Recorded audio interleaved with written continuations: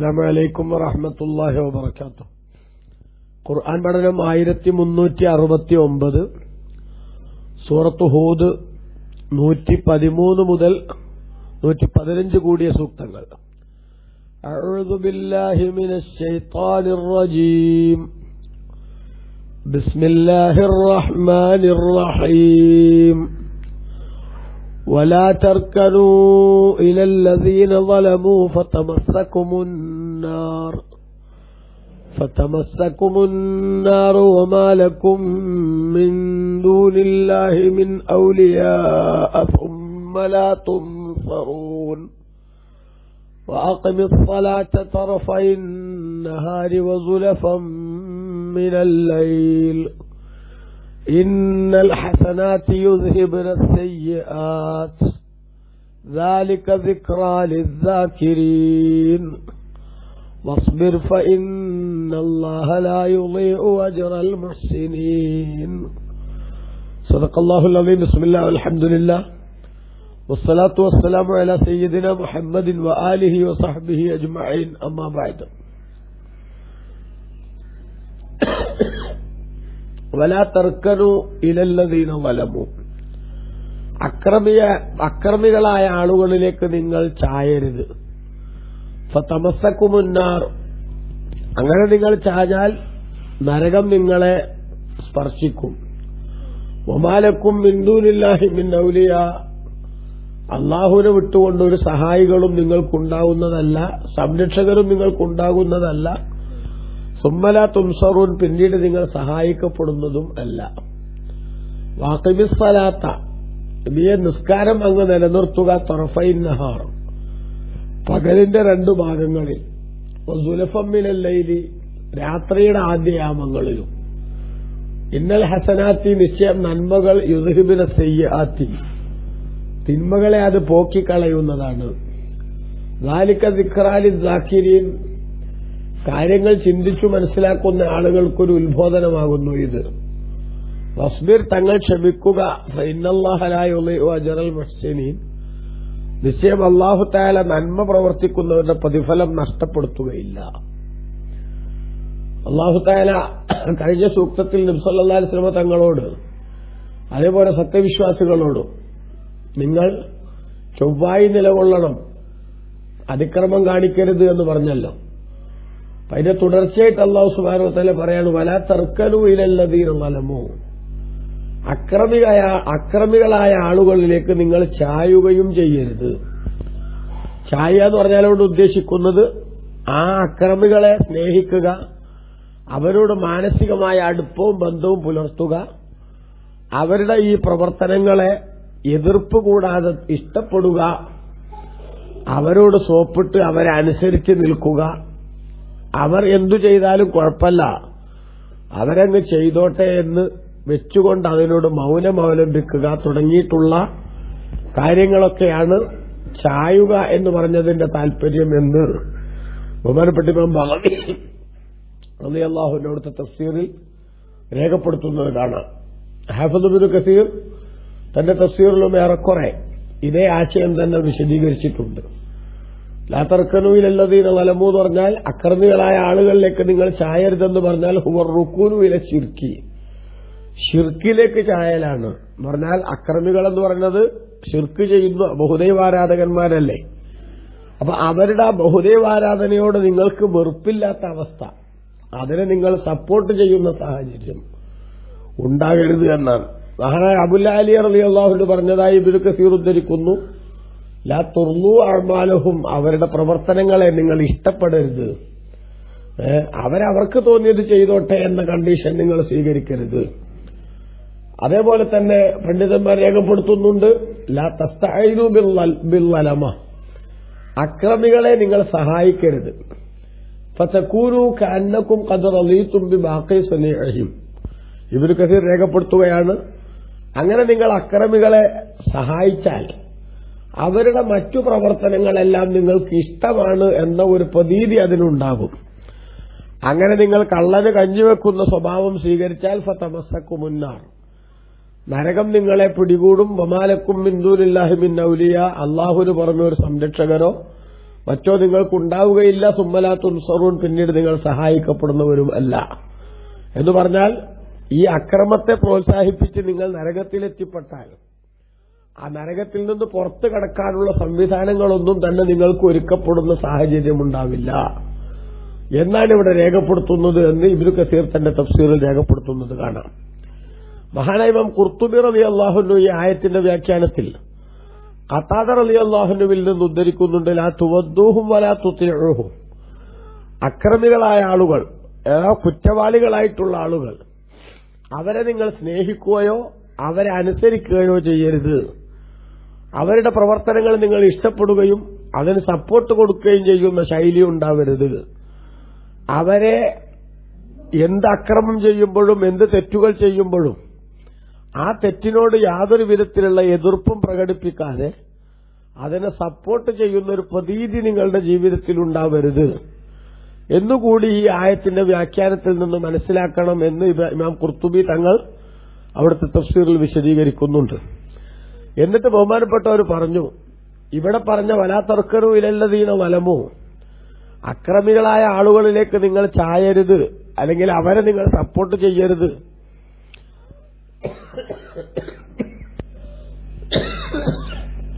അവരുടെ പ്രവർത്തനങ്ങളിൽ നിങ്ങൾ പൊരുത്തപ്പെടരുത് എന്നെല്ലാം പറഞ്ഞാൽ, ആ പറഞ്ഞതിൽ ബഹുദൈവാരാധനയാകുന്ന ശിർക്കും അതേപോലെ തന്നെ മറ്റ് എല്ലാ തെറ്റുകുറ്റങ്ങളും ഉൾപ്പെടുന്നതാണ്.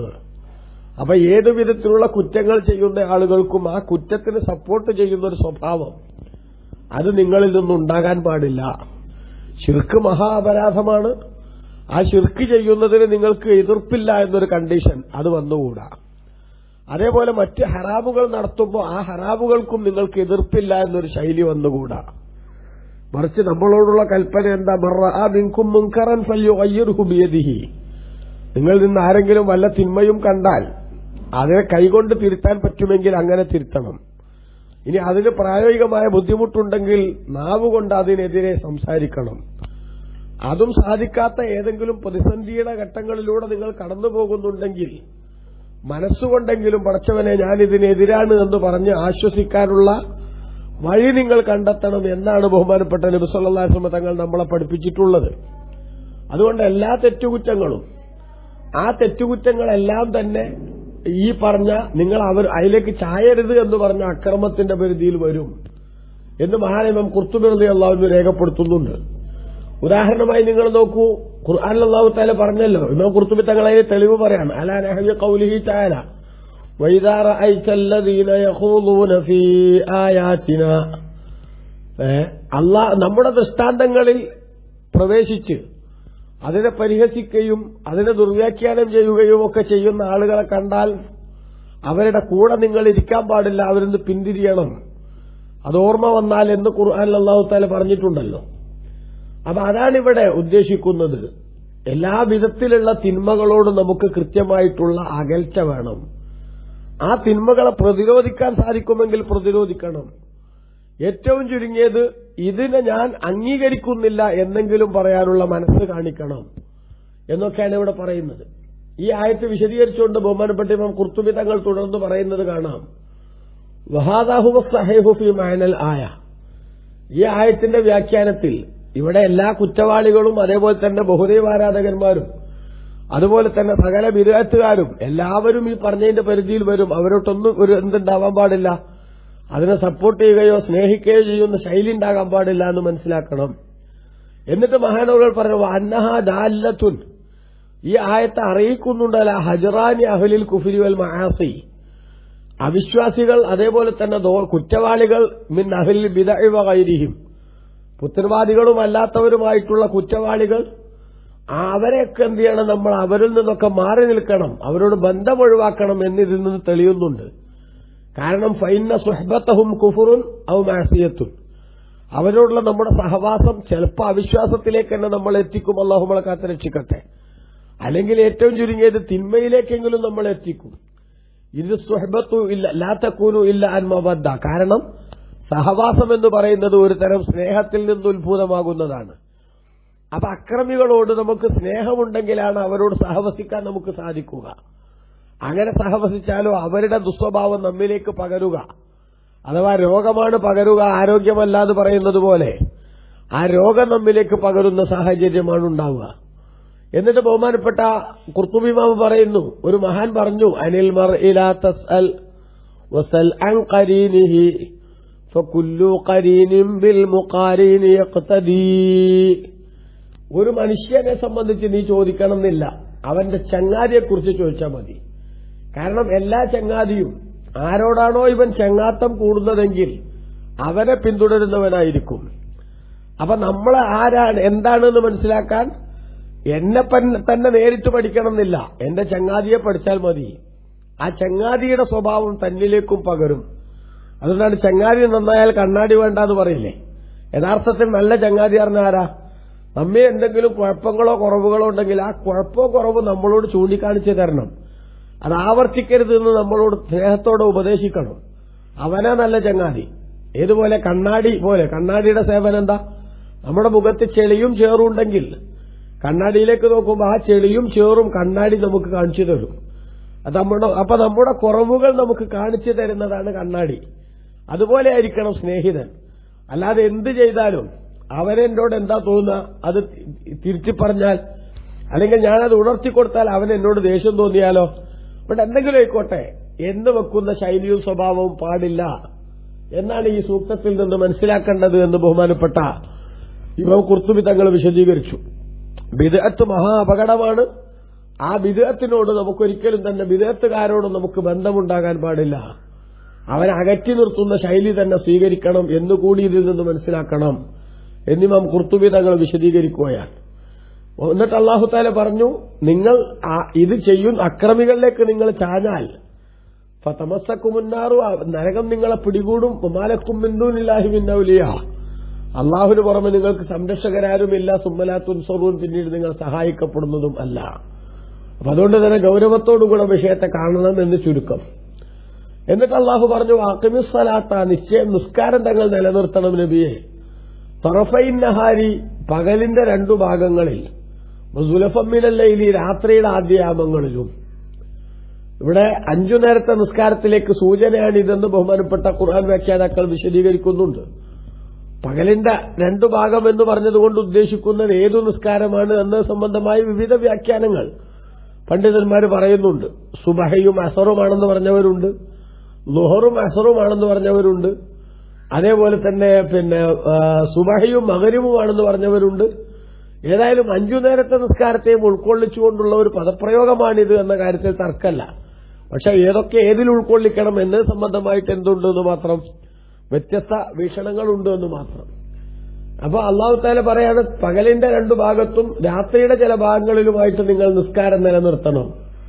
ഇന്നൽ ഹസനാത്തി, നിശ്ചയം നന്മകൾ യുദ്ഹിബിന സയ്യിആത്തി, തിന്മകളെ അത് പോക്കിക്കളയുന്നതാണ്. പോക്കിക്കളയിച്ച തിന്മകളും വല്ലതുണ്ടെങ്കിൽ ആ തിന്മകൾ പുറത്തു കിട്ടാൻ ഈ നന്മകൾ കാരണമാകും. എങ്കിൽ നന്മകളുടെ കൂട്ടത്തിൽ ഏറ്റവും പ്രധാനപ്പെട്ട നന്മയാണല്ലോ നിസ്കാരം എന്ന് പറയുന്നത്. നന്മകളുടെ കൂട്ടത്തിൽ ഏറ്റവും പ്രധാനപ്പെട്ട നന്മയായ നിസ്കാരം അത് മുറപോലൊരാൾ നിർവഹിക്കുന്നുണ്ടെങ്കിൽ, എന്തെങ്കിലും ചെറിയ ചെറിയ തെറ്റുകുറ്റങ്ങൾ അവനിൽ നിന്ന് സംഭവിച്ചു പോകുന്നുണ്ടെങ്കിൽ അത് പുറത്തു കിട്ടാൻ പര്യാപ്തമായ സംഗതിയാണത് എന്ന് മനസ്സിലാക്കണം.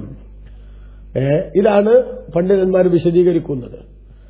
ഇന്നൽ ഹസനാത്തി യുദ്ഹിബന സയ്യിആത്ത്, നിശ്ചയം നന്മകൾ തിന്മകളെ പോക്കിക്കളയും എന്ന് പറഞ്ഞാൽ ബഹുമാനപ്പെട്ട ഇബ്നു കസീർ രേഖപ്പെടുത്തുന്നു, ഇന്ന ഫൈലൽ ഖൈറാത്തി യുകഫിറു ദുനൂബ സാലിഫ, നല്ല പ്രവർത്തനങ്ങൾ നടത്തുമ്പോൾ കഴിഞ്ഞകാല ജീവിതത്തിൽ വന്ന തെറ്റുകുറ്റങ്ങൾ പൊറുപ്പിക്കും. അത് ഏതുപോലെ ഇമാം അഹ്മദ് റളിയല്ലാഹു അൻഹു മറ്റു പണ്ഡിതന്മാരും ഉദ്ധരിച്ച ഹദീസിൽ വന്നിട്ടുണ്ട്.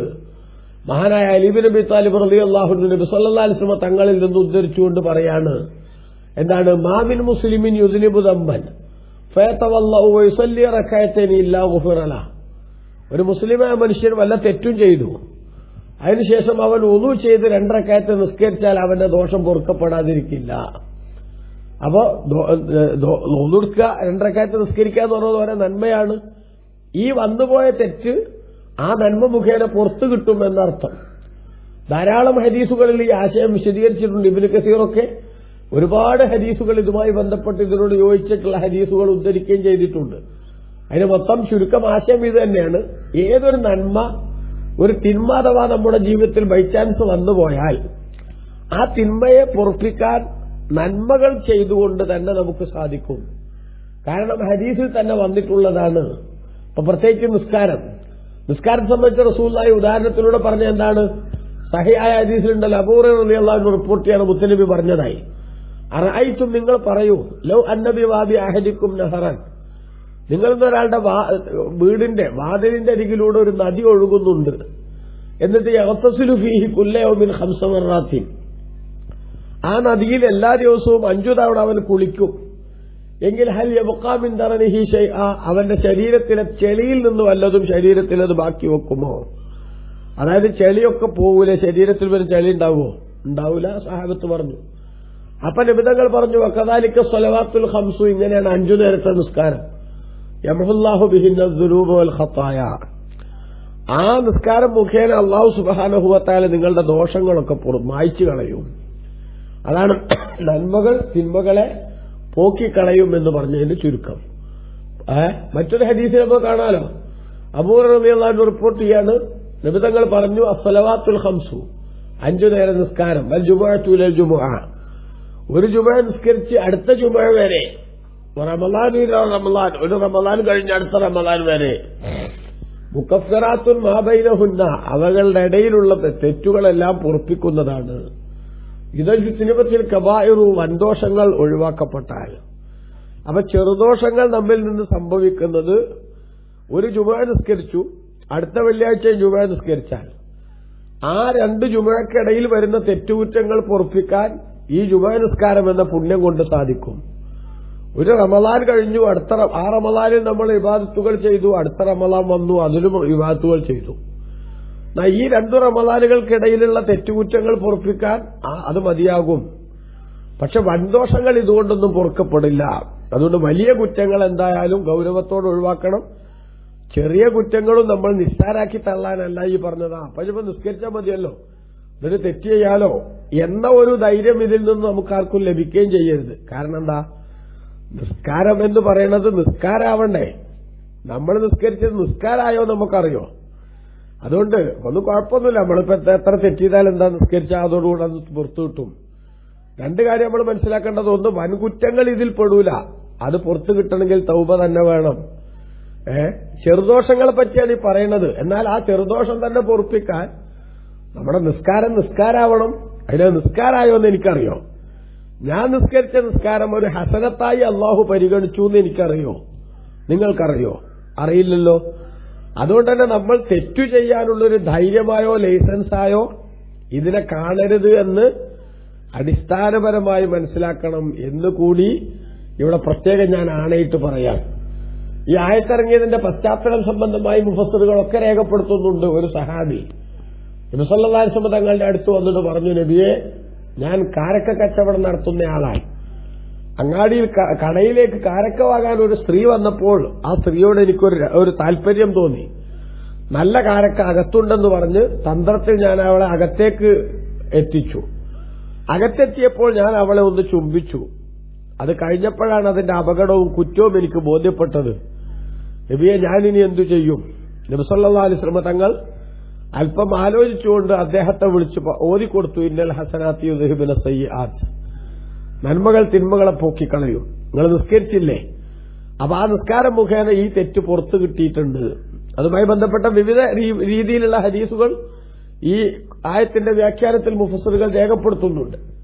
അപ്പൊ ഏതായാലും ഈ കാര്യത്തിൽ നമ്മൾ പ്രത്യേകം മനസ്സിലാക്കേണ്ട കാര്യം, ഒരു തിന്മ നമ്മിൽ നിന്ന് അഥവാ വന്നുപോയാൽ ഉടനെ തന്നെ ഒരു നന്മ ചെയ്തുകൊണ്ട് അത് പൊറുപ്പിക്കുന്ന രീതി സ്വീകരിക്കാൻ പ്രത്യേകം ശ്രദ്ധിക്കണമെന്നാണ്. മുത്തനബിന്റെ ഹദീസ് ഇവിടെ ഇബ്നു കസീർ ഉദ്ധരിക്കുന്നുണ്ട്. ഇത്തഖില്ലാഹ ഹൈസുമാ കുൻത്, നീ എവിടെയാണെങ്കിലും അള്ളാഹുവിന് തഖ്വ ചെയ്ത് ജീവിക്കണം, അവന്റെ വിധിവിലക്കുകൾ സൂക്ഷിക്കണം. വാത്ബി സയ്യാത്തൽ ഹസനത തംഹുഹ, വല്ല തിന്മയും ബൈ ചാൻസ് പറ്റിപ്പോയാൽ നന്മ അതിനെ തുടർന്ന് ചെയ്തുകൊണ്ട് ആ തിന്മയെ നീ മായ്ച്ചു കളയണം. വഖാലിഖിൻ നാസ ബിഖുലുഖിൻ ഹസൻ, ഏറ്റവും നല്ല സ്വഭാവത്തോടുകൂടെ ജനങ്ങളോട് ഇടപഴകണമെന്ന് നബി സല്ലല്ലാഹു അലൈഹി വസല്ലം പറഞ്ഞത് ഹദീസിൽ വന്നിട്ടുണ്ട്. ഇമാം അഹ്മദ് റളിയല്ലാഹു അൻഹുവിന്റെ റിപ്പോർട്ട് ചെയ്ത ഹദീസ് വിശദീകരിച്ചുകൊണ്ട് ഇബ്നു കസീർ ഇവിടെ പറയുന്നുണ്ട്. അതുകൊണ്ട് പ്രത്യേകമായി ആ കാര്യം ശ്രദ്ധിക്കേണ്ടതാണ്. നമ്മുടെ ജീവിതത്തിൽ തെറ്റുകുറ്റങ്ങൾ വരാതെ നോക്കണം. അഥവാ വല്ലതും സംഭവിച്ചാൽ തന്നെ മറ്റു നന്മകൾ മുഖേന അത് പൊറുപ്പിക്കുന്ന ശൈലി സ്വീകരിക്കണം. എന്നിട്ട് അള്ളാഹു പറഞ്ഞു, വസ്ബിർ നബിയെ, തങ്ങൾ ക്ഷമിക്കണം. ഫഇന്നല്ലാഹ ലാ യുളീഉ അജ്റൽ മുഹ്സിനീൻ, നിശ്ചയം അള്ളാഹു തആല നന്മ ചെയ്യുന്നവരുടെ പ്രവർത്തനങ്ങൾ പ്രതിഫലം പാഴാക്കി കളയുന്നതല്ല.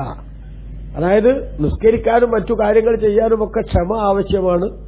ആ ക്ഷമ കൈക്കൊണ്ടുകൊണ്ട് തിന്മയിൽ നിന്നു മാറി നന്മയിൽ സജീവമായി ഇടപെടുകയും എന്നിട്ടും എന്തെങ്കിലുമൊക്കെ പറ്റിപ്പോകുന്നുണ്ടെങ്കിൽ അത് പൊറുപ്പിക്കാൻ ആവശ്യമായ ശ്രമങ്ങൾ നടത്തുകയും ചെയ്തുകൊണ്ട് ജീവിതത്തെ മുന്നോട്ട് കൊണ്ടുപോകണം. അള്ളാഹു എന്നെ നിരീക്ഷിക്കുന്നുണ്ടെന്ന ബോധ്യം, ആ ബോധം അത് കൃത്യമായി നിലനിർത്തണം. ഇഹ്സാനിന്റെ ഏറ്റവും പ്രധാനപ്പെട്ട അർത്ഥതലം അതാണ് എന്ന് മനസ്സിലാക്കണം. അങ്ങനെ നമ്മുടെ ജീവിതത്തിന്റെ ഒരു അടുക്കും ചിട്ടയും ഉണ്ടാക്കിയാൽ നമുക്ക് അല്ലാഹു തആല പ്രതിഫലം തരും. ആ പ്രതിഫലം നഷ്ടപ്പെട്ടു പോകാതിരിക്കാനുള്ള കരുതലും ജാഗ്രതയും അല്ലാഹു കാണിക്കുമെന്നാണ്. അല്ലാഹു നമ്മളെ നല്ലവരിൽപ്പെടുത്തട്ടെ. ആമീൻ. സല്ലല്ലാഹു അലൈഹി വസല്ലം മുഹമ്മദിൻ വആലിഹി വസഹ്ബിഹി വസല്ലം. വൽഹംദുലില്ലാഹി റബ്ബിൽ ആലമീൻ. വസ്സലാമു അലൈക്കും വറഹ്മത്തുള്ളാഹി.